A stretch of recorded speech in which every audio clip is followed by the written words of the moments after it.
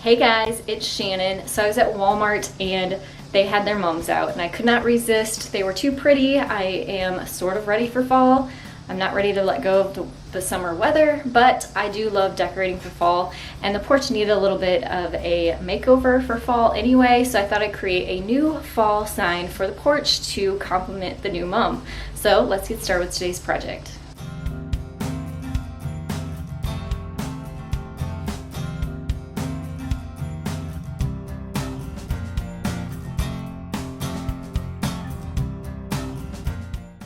So for this sign, I've cut down a 1x8 to 30 inches long.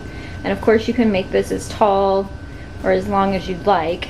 And then I'm gonna be using this leftover lattice I have here and kind of give it more of a rustic look and add some detail to the top and bottom, kind of like a pallet sign, but with a faux look.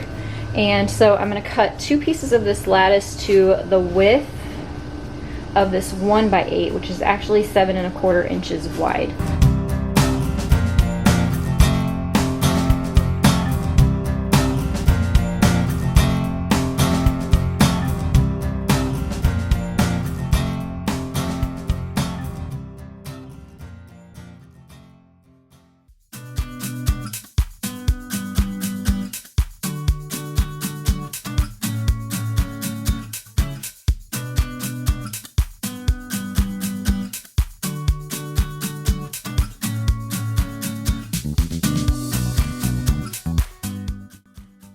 Once all of the wood was cut, I went in with 80 grit sandpaper on my orbital sander to smooth and sand everything.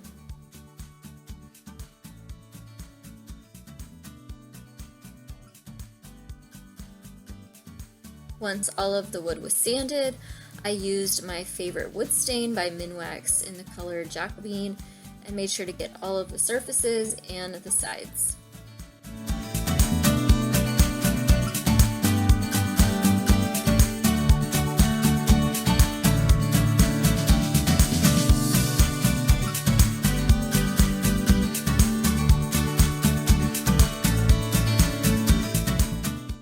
Once the wood stain had cured, I went in with my brad nailer and 3/4 inch brad nails to attach the faux brace pieces.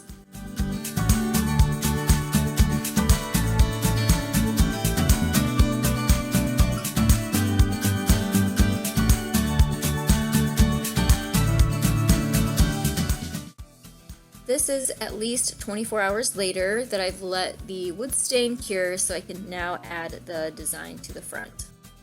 This is a stencil that I created on my Silhouette Cameo.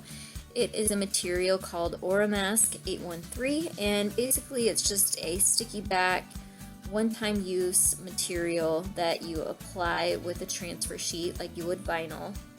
Once the stencil was applied, I also added some painter's tape to mask off the brace pieces at the top and the bottom because I wanted to add a little bit more detail with the paint to those to make those stand out as well.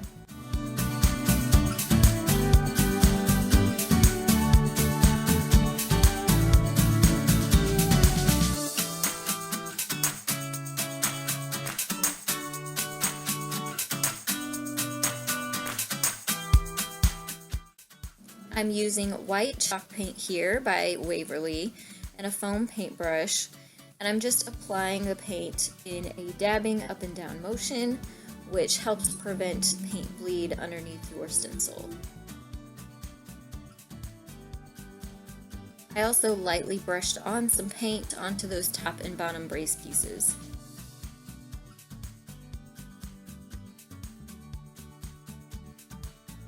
After the first coat had dried, I went back in and did the exact same thing and added a second coat.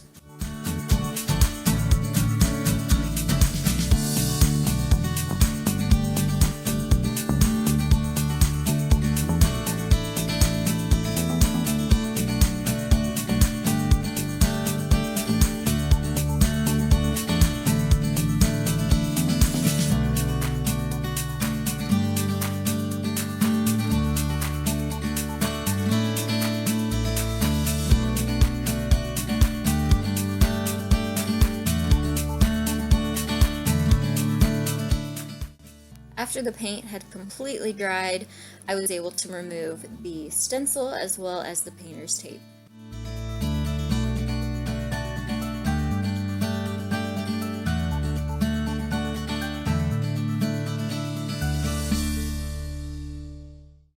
The wood for this sign had a few knots in it, which did create a couple paint bleeds, and I wanted to share this tip with you. You can take your weeding tool and sort of chip away at the paint that had bled under the stencil to get rid of that and hide the imperfections.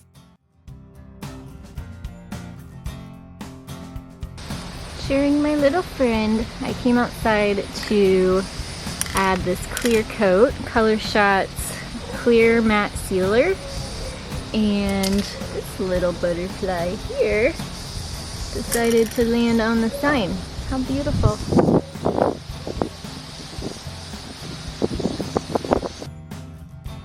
So because this is an outdoor sign, I wanted to make sure it was sealed and protected from the weather and the elements, so the front and the back both got 2 coats of this clear matte sealer. And here is a look at the sign, all styled on the front porch with the beautiful mum. I really enjoyed decorating the outside front porch for fall, and I'd be interested to know, do you also decorate your outside for fall, or do you just decorate the inside? Let me know in the comments below. I hope that this tutorial inspired you. Make sure to give it a thumbs up.